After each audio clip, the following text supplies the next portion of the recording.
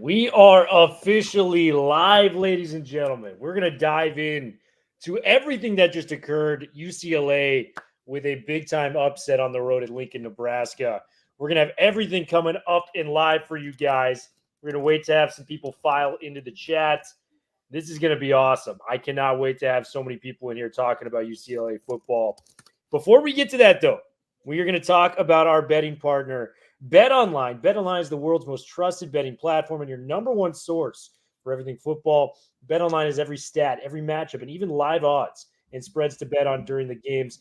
Think you know your stuff? Get in on our $200,000 mega contest and pick 5 games against the spread every single week for your chance at weekly prizes and a share of $200K.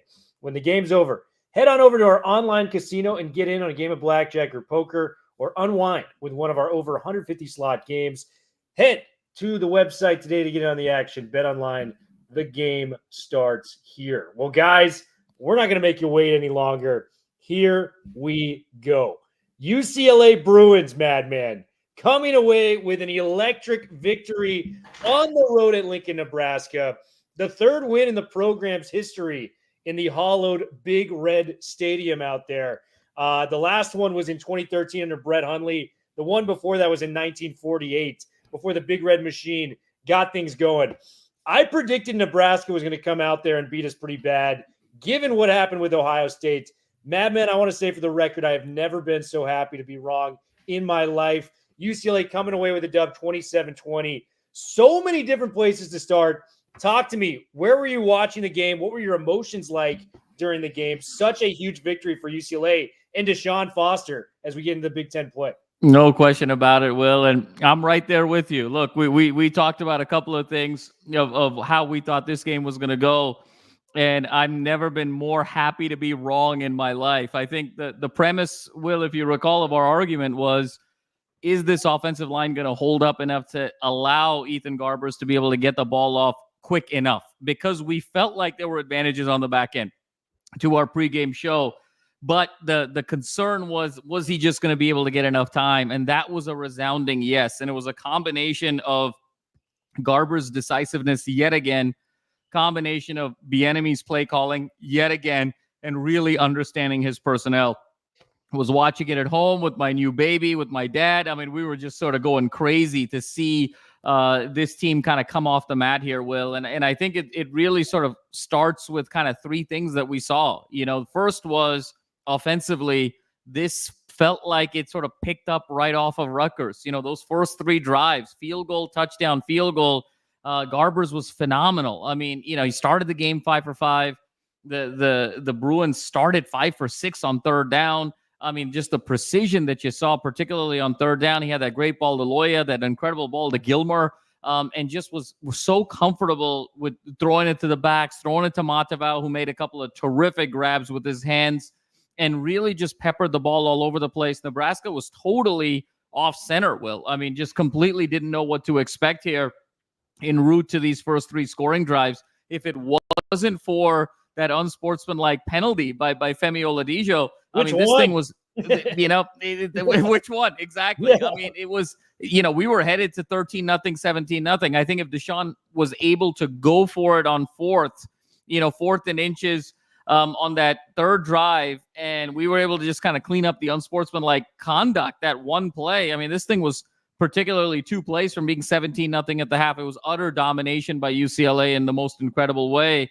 So obviously, kudos to Garbers yet again, 218 yards, 2 touchdowns, yet again, 57-yard rush, Will, eluding the pass rush. I think he's starting to really understand this offense, but also the pros and cons of his offensive line, what they're good at and what their limitations are. There's a feel to the rush, Will, that he has. The clock in his head is just 1, 2, 3, boom. And he's just so decisive.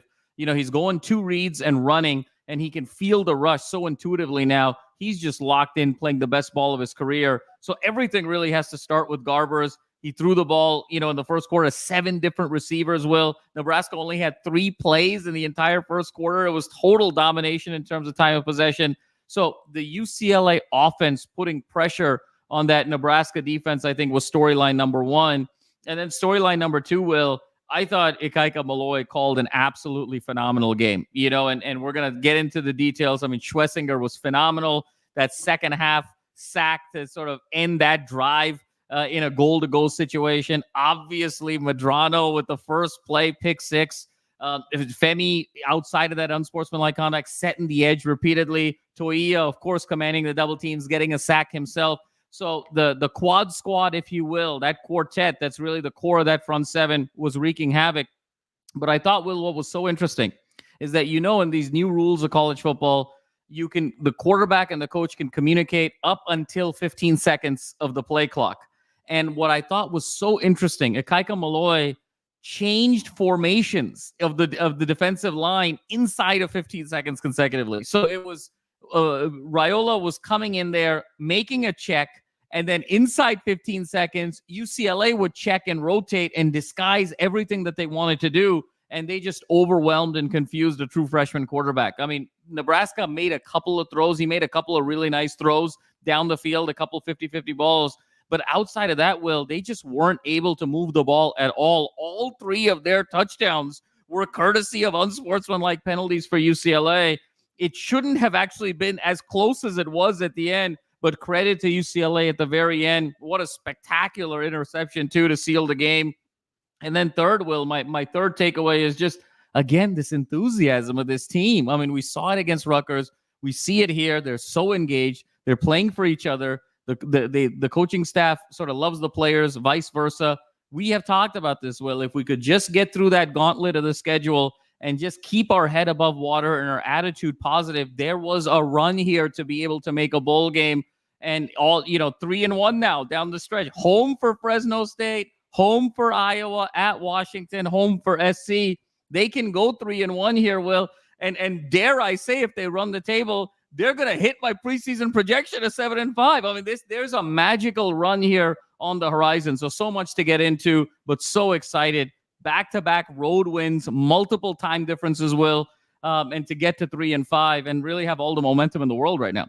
Yeah, a lot of players to highlight, a lot of plays to highlight. But I think we have to start with the man in charge. Ethan Garbers, for the last two games, has been sensational.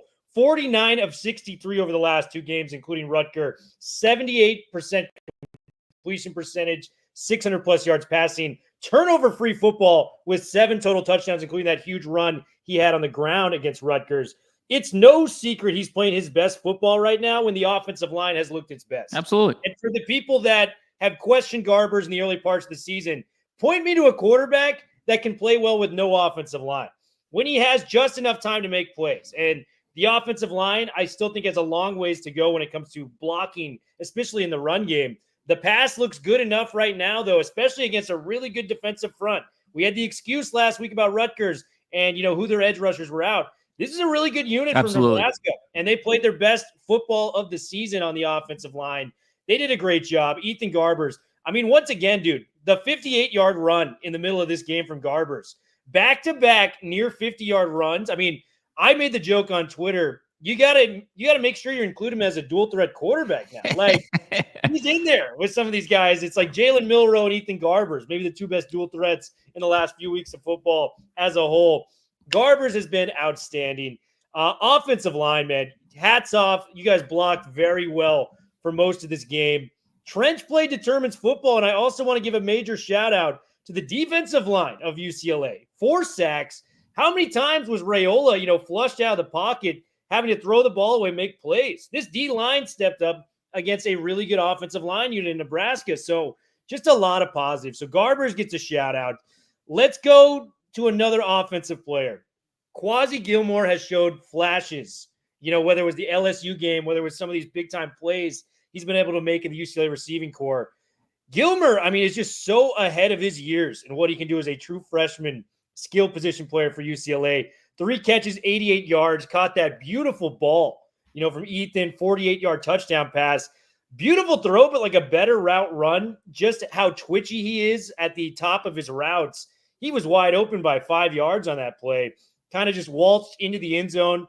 Had a couple other big plays, and on the first drive, he led us on a big catch that allowed us to kick a field goal. Quasi Gilmer, I mean, we've talked about J. Mike maybe being the most talented wide receiver in UCLA's history. just from a talent standpoint. I think Quasi, I mean, just from what we've seen in the early returns of his career, we might be having to make the same prediction when it comes to Gilmer because, my God, this kid is 18 years old and he's balling in Big Ten football, man. What was your takeaway from Quasi and what he brought to the field today? Yeah, well, I mean, you said it really well. Just the explosiveness. I mean, we've talked about just his ability to get separation, but to be able to do it sort of consistently at will almost against guys that are 3, 4, 5 years older than him. That's what's so special.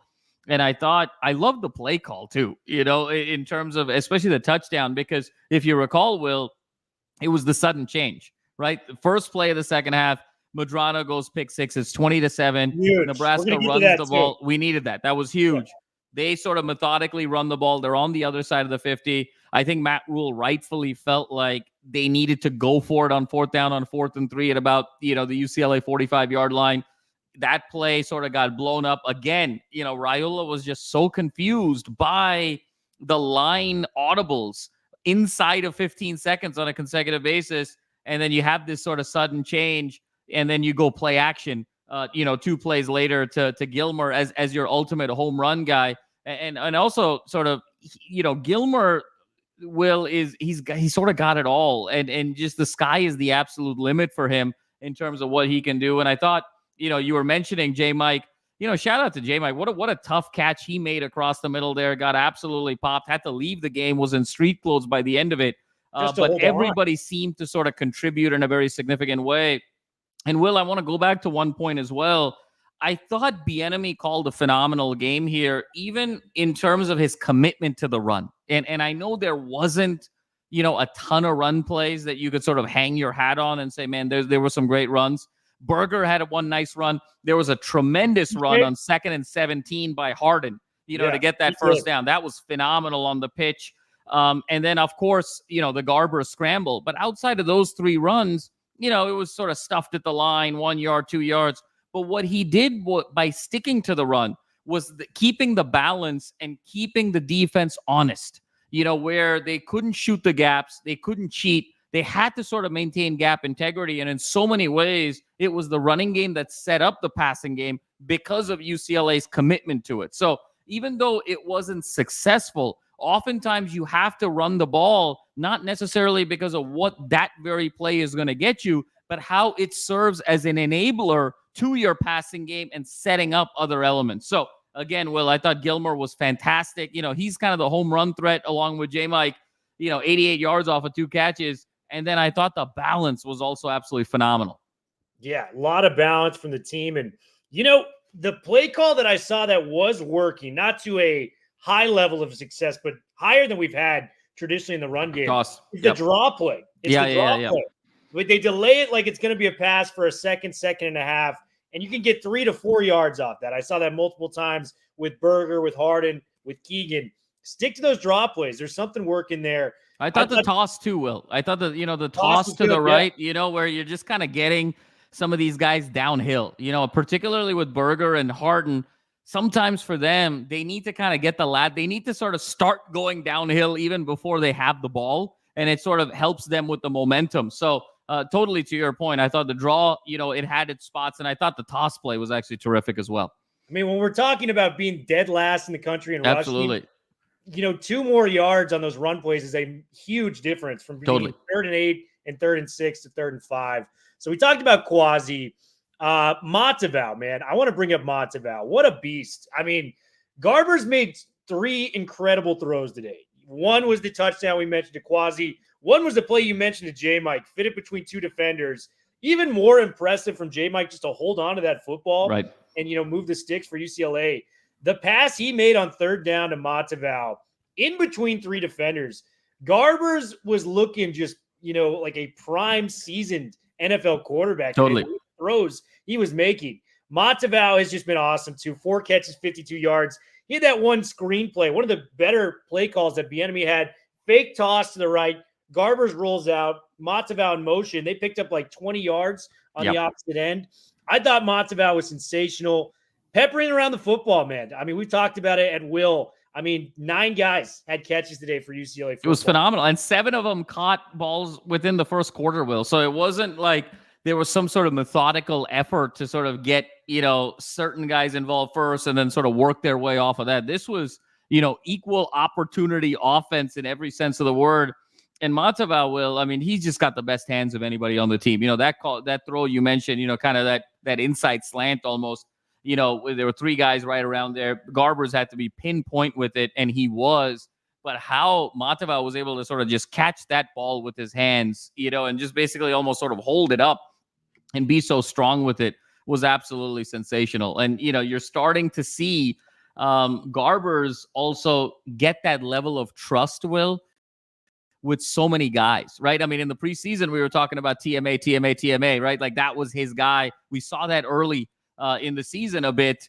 Certainly saw it a ton in practice, but now it feels like it doesn't matter who's on that other side. Whether it's Loya on a 3rd and long who made a really nice catch, whether it's Gilmer, whether it's Matavao, whether it's J-Mike, whether it's Keegan or Harden out of the backfield, whether it's Pierre, he's dialed into this offense in a very significant way. And as long as he sort of stays locked in, stays healthy, and continues to play with that clock in his head, Will, there's no reason this team can't run the table and finish this thing, 7-5 going into a bowl game.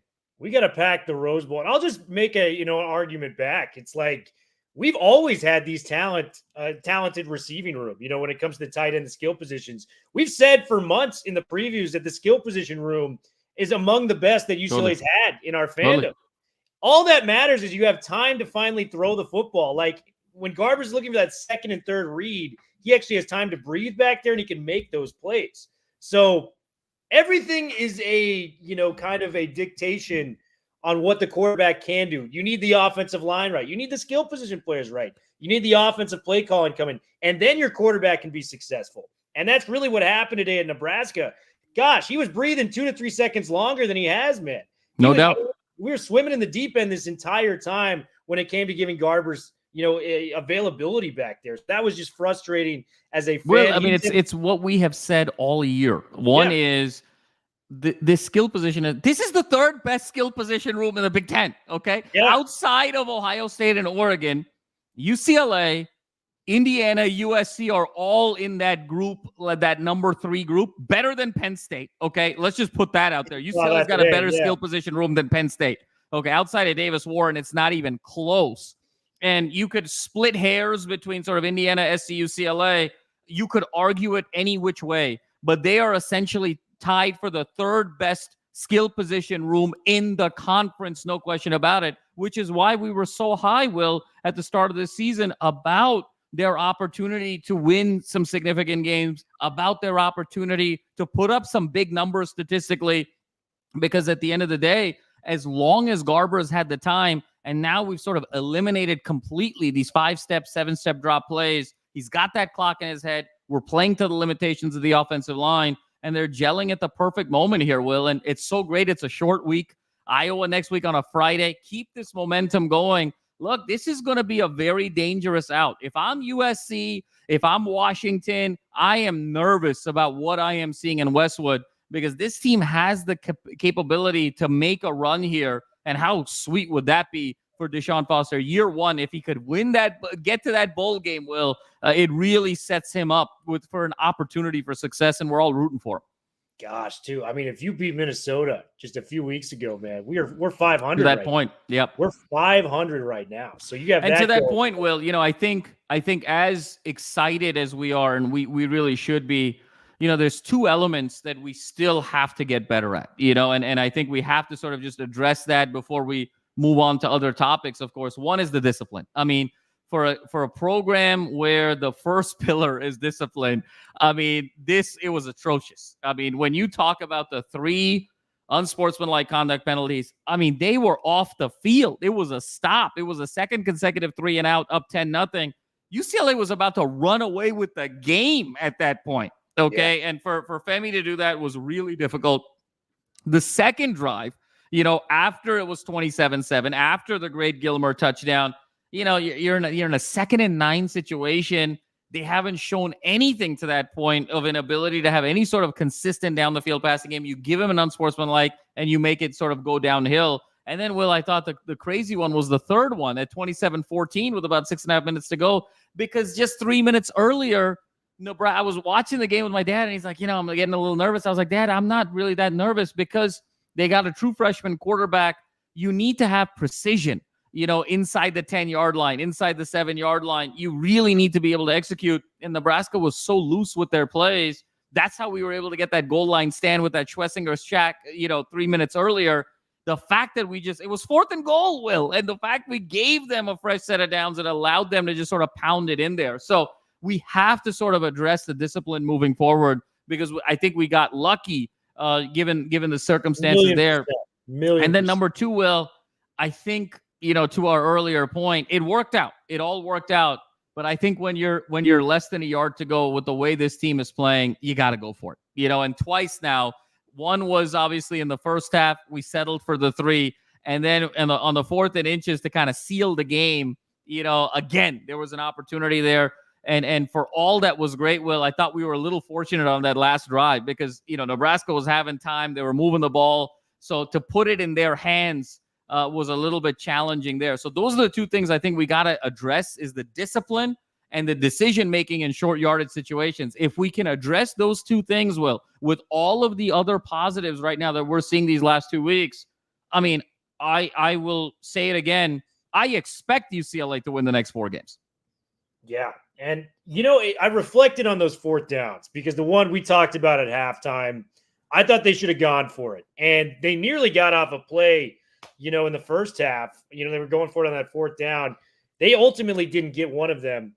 But I think just with how bad this run game is, that's the fear that they have. You're not one of the worst. You are literally the worst run offense in the country. And it's not even particularly close. Without some of these Garbers runs this last 2 weeks, like we're looking at 2 to 3 yards of carry max for the team over the entire game. So when it comes to those 1-yard situations, the defense is licking their chops. Like if you even just had an average run game, I think guarantee they go for 2 of those 3. The Minnesota one, I would have gone for personally. I understand where the ball was located at, but you could have put the game away there. With the run game being as bad as it is, I think that's the pause that they're holding on to there. Yep. No, you can totally justify it, Will. Yeah. Even with Minnesota, even here, I think just sometimes kind of putting it, sometimes I think Deshaun sort of outthinks himself a little bit. Like Rule called a timeout, then Deshaun called a timeout. I'm talking about the first one today, and then Deshaun decides not to go for it. And it's kind of one of those where it's like he almost sort of thought himself out of it. And I also understand on 4th down in this situation, you're dealing with a backup quarterback. Raiola got knocked out of the game. The chances of them kind of driving 80 yards on you because they've shown you nothing the rest of the way. So I understand the decision making. Having said that, I mean, Nebraska got, past midfield and they were starting to roll a little bit. They had a couple drops there that could have made it even further. So I think there's going to be some moments here, Will, down the stretch, these final 4 games, where he's going to have to trust his team to be able to get 1 yard. And that is going to make the difference between, like, I could see at Washington come down to something like that. I could see the Victory Bell game come down to something like that. So I think that's going to be very interesting to watch there. It all worked out, in this particular situation. So, no harm, no foul. But I think that's something to watch for just in terms of his decisiveness and his conviction to go for it on 4th and short situations. Yeah. And, to go back also to the discipline point of the 3 unsportsmanlike conducts, I think some of those were kind of 50-50 calls, but you just don't put yourself in those positions. Yeah. Disciplined teams don't put themselves in positions to even have a shot at getting those penalties. So just be smarter about that. I know the whistle was a little quick today from the officials. The Ollie K-out one was clearly one for me where he just kind of shoved that line in the back. You got to make the call on that one. Let's move to the defense, man, because defense, I mean, Malloy, I think, may be the MVP of this game. If you really look at it from a coaching staff, I thought he was outstanding in his call. And, we've been talking at lengths, especially at the beginning of the season when Lynn was kind of having that run at USC. We're like, you know what? Dang it, man. Like, if we brought back Lynn, this defense would be in a different stratosphere. Malloy has proven his worth over this season. And, we had questions about the secondary coming into this game. Secondary looked outstanding. Kalen Moore not only got that interception to seal the game, he made a couple deflections on some balls totally that made it 3rd and long, or got the punting unit out. for Nebraska. He was outstanding. I thought Kirkwood on that, I think it was like 3rd and goal before we gave them that first down again on unsportsmanlike conduct. He locked up that receiver on the right side. The secondary was outstanding. The defensive line, as I mentioned, man, we actually had a pass rush today. We went multiple weeks. We went like a month without a sack for this unit. To get 4 sacks today is such progress, especially against a Nebraska University football team that prides themselves on having these tough offensive linemen. I mean, you and I, grew up in the late 90s, early 2000s. These Nebraska offensive linemen, Totally. like that's what they're known for, man. Totally. These Cornhuskers, these big farm boys out there making blocks out there in the open field. So we could talk about a lot of different guys. The 2 guys I want to start on, Carson Schwessinger. And guys, if you read Ben Bolch's piece earlier this week, you know what this kid is all about. I mean, this kid isn't just good. He might be Big Ten Defensive Player of the Year good if UCLA goes on this run to finish the season. Another huge double-digit tackle game, 13 total tackles, had a sack out there on the football field, tackle for a loss. He batted down 2 passes in pass coverage. Like, what was it that Carson Schwessinger didn't do today for the UCLA defense? He made play after play out there, was absolutely balling out. And then Jay Toia, man, he got his first sack of the season today.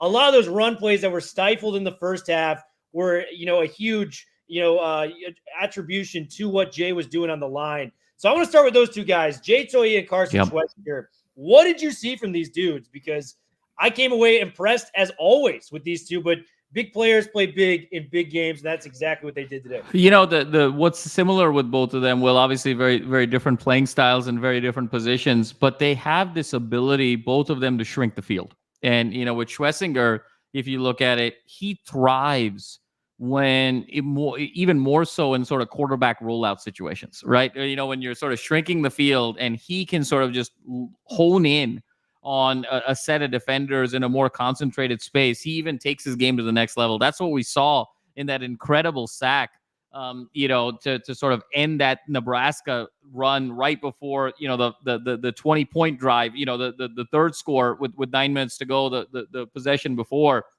He was so phenomenal there. I mean, he probably covered 25, 27 yards on that play to be able to get that sack on Raiola, Will, and just was creating all kinds of havoc. And I think Raiola, how many times did we see him sort of buy time and then just sort of throw it away? He was so confused on the second level of the defense. I mean, and usually it's if the secondary is bottling up guys in terms of your receivers, and to your point, they were terrific. I completely agree.